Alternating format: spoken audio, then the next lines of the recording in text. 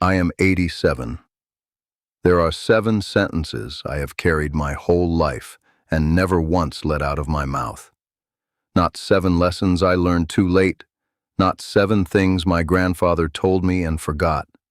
7 sentences that were always mine to say. They were true when I was 30. They were true last week. I knew the words, and I knew who each one belonged to, and I held them behind my teeth until the people who needed them were gone, or too far down the road to turn back. Tonight I am going to say all 7 out loud.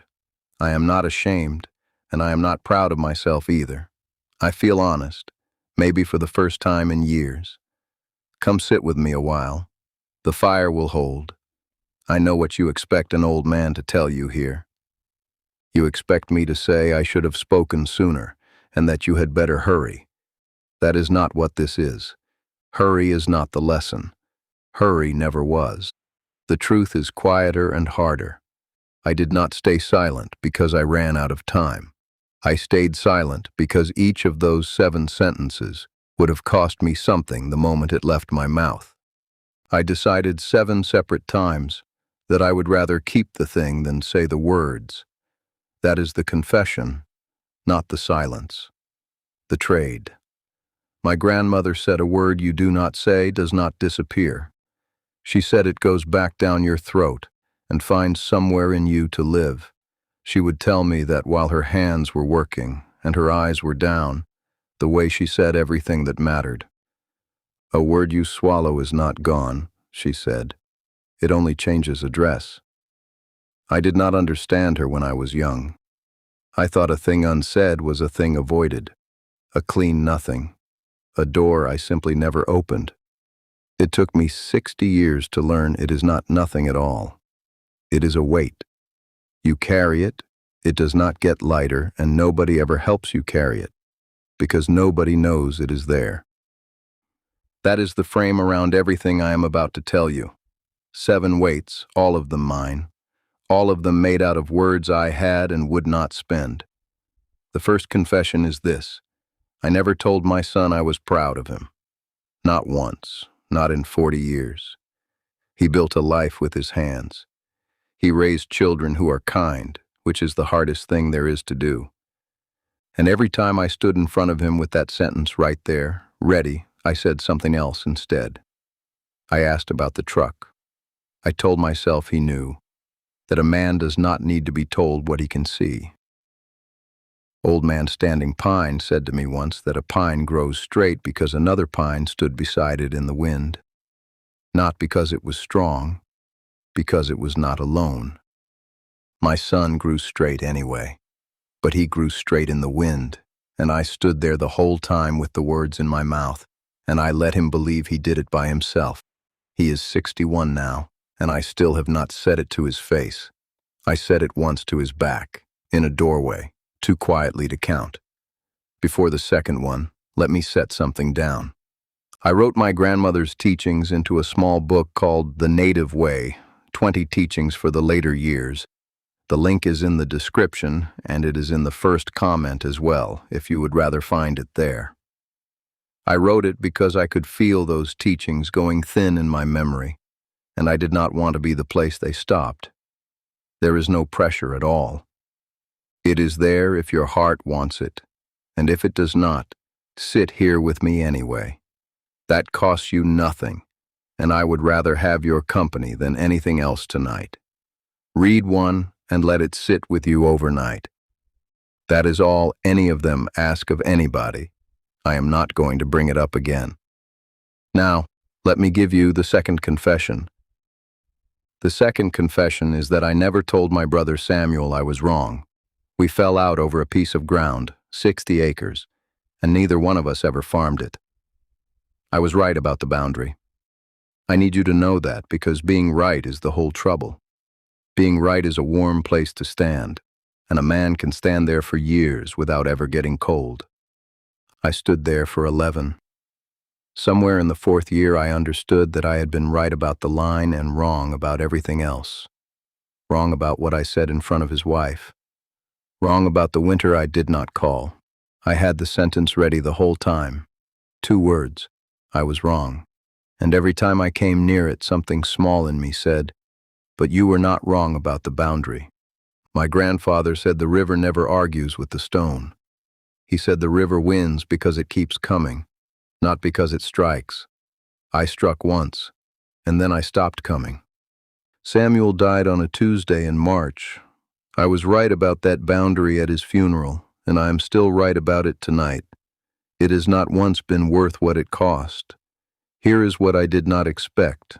Being right never stopped mattering to me. It only stopped being the point. I would trade every foot of that line for one afternoon of being wrong out loud in front of him. The third confession is that I never once said I'm afraid. There was a winter, the year I turned 68, when I was afraid every single day. I do not need to tell you what of. It does not matter, and it is not the part worth hearing. The part worth hearing is that 4 people asked me straight out how I was doing that winter, and I told all 4 of them fine. Fine is a word we built for exactly this. It is a door with nothing behind it. My grandmother said snow is honest until it settles.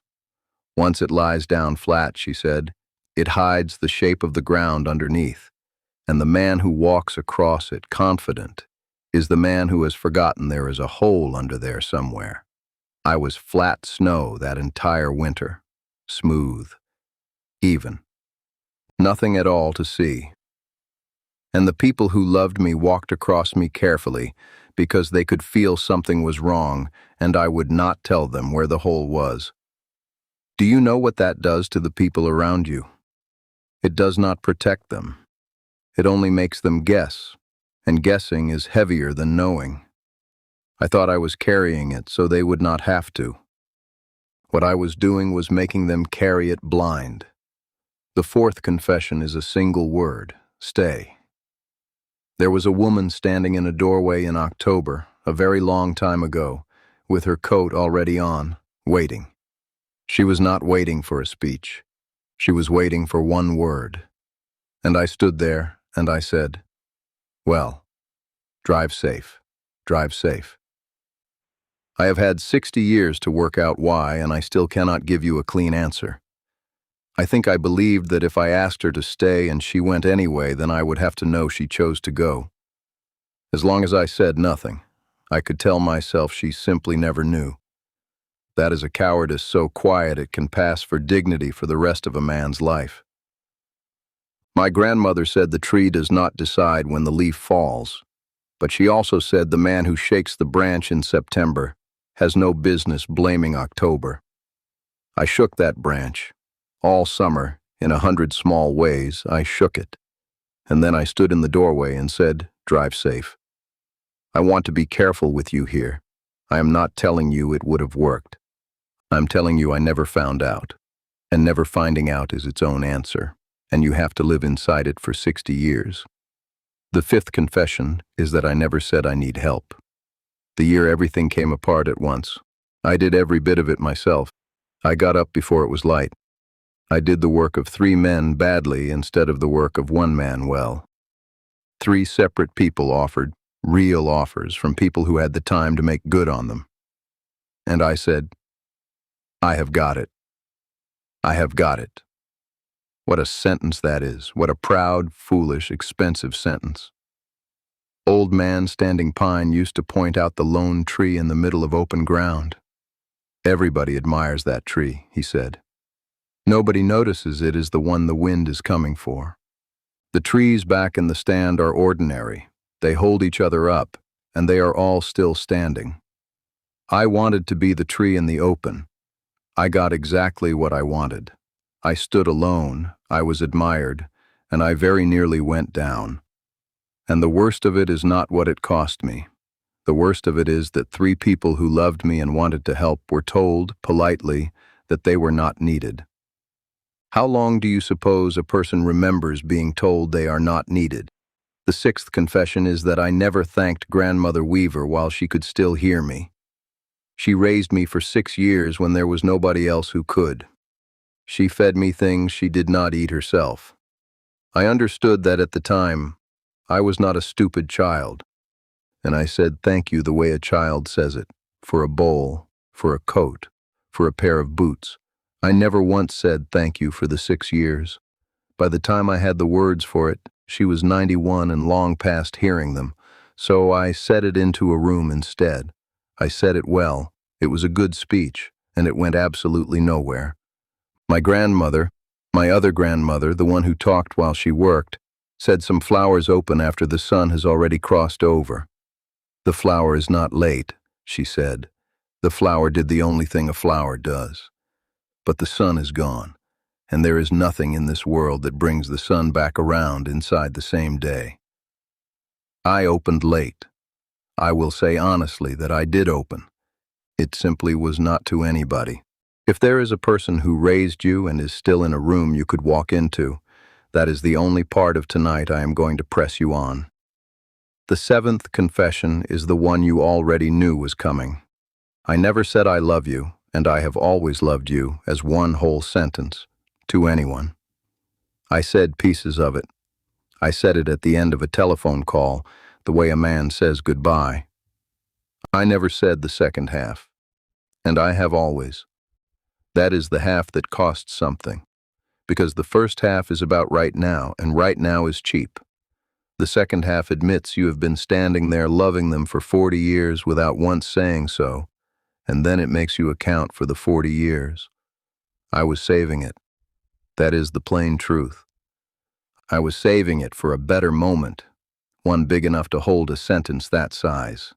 My grandfather said the canyon gives your voice back, but only your voice, and only if you use it.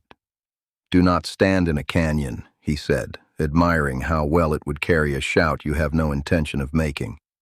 I stood in that canyon my whole life. The better moment never came. I want to be very clear about that, because I think there are people listening tonight who are waiting on it right now. It does not come. It is not out there ahead of you. There is only this one, which is never big enough, and which is the only one you are given.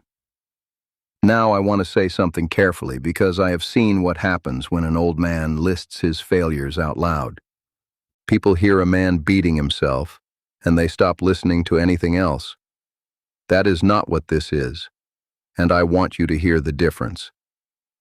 Naming these 7 is not the same as hating myself. A habit is a thing you did. It is not a thing you are. I did not withhold those words because I am a cold man. I know that I am not a cold man, and I have known it since I was young. I withheld them because each one carried a price at the moment it came due, and I chose 7 times over not to pay it. That is a behavior. A behavior can be looked at straight, and the looking does not have to turn into rot. If I called myself a coward tonight, I would spend the rest of the night defending myself against it. And defending myself is exactly what kept those words in for 60 years. So I'm not calling myself anything at all. I am saying, here is what I did, 7 times, and that is the whole of it. And a thing you did is a thing you can do differently, even at 87, even once, even badly. Let me gather this up for you now, the way my grandmother gathered the ends of her shawl. I was proud of you. I was wrong. I am afraid. Stay. I need help. Thank you. I love you, and I have always loved you. 7 sentences, 60 years, 1 old man beside 1 fire. Now I'm going to turn it around because none of this was ever really about me. Which one of the 7 is sitting in your mouth right now? And who is it for? Do not work at it. You already know. You have known since the 3rd one.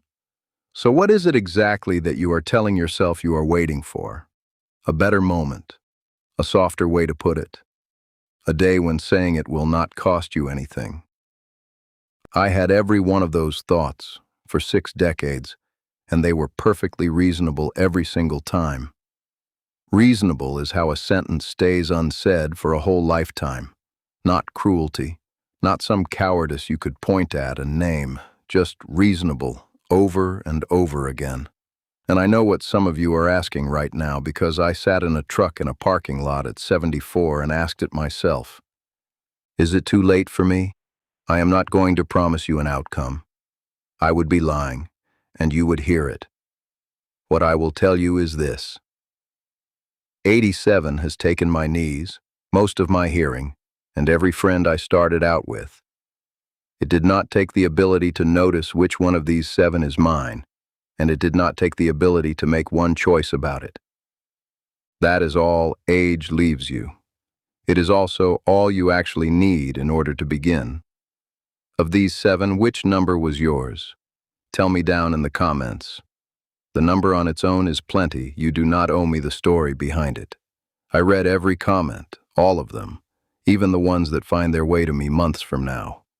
And if the number you chose belongs to someone who is still in a room you could walk into, then you already know what I would say, so I am not going to say it. You have said it for me. Come back and sit with me again tomorrow, and we will keep this fire going a while longer. Good night.